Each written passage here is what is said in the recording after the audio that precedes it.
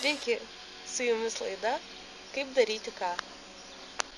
Sveiki žydrųjų ekranų stebėtojai ir žiūrovai susirinkę studijoje.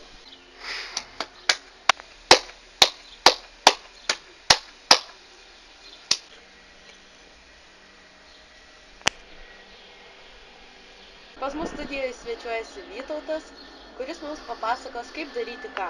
Tai yra, kaip palaikyti futbolo komandą. Labadiena, Vytautai.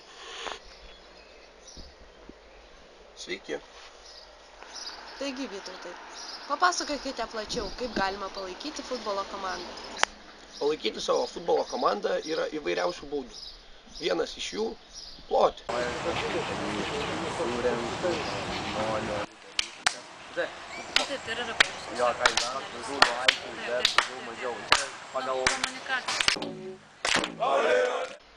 Vau! O ką dar galima daryti?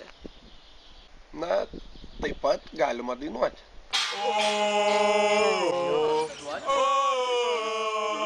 Vau! Taip toliau. Pat stadionuose futbolo sirgaliai ir šoka.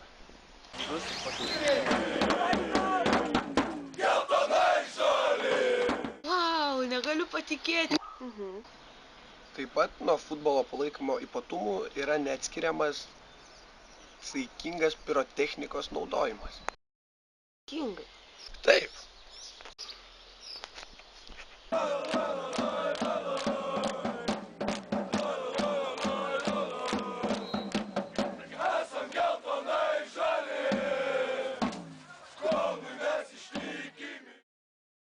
Išties daug Vytautas mums papasakojo apie futbolo palaikymo ypatumus. Na, dabar išklausysime, ką mano mūsų studijos žiūrovai. Man tai tie fanai nepatinka.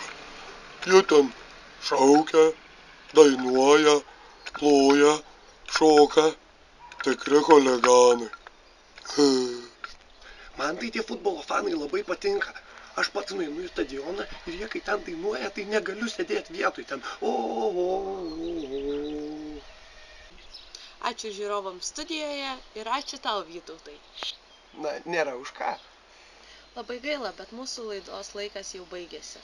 Šioje laidoje sužinojote, kaip palaikyti futbolo komandą.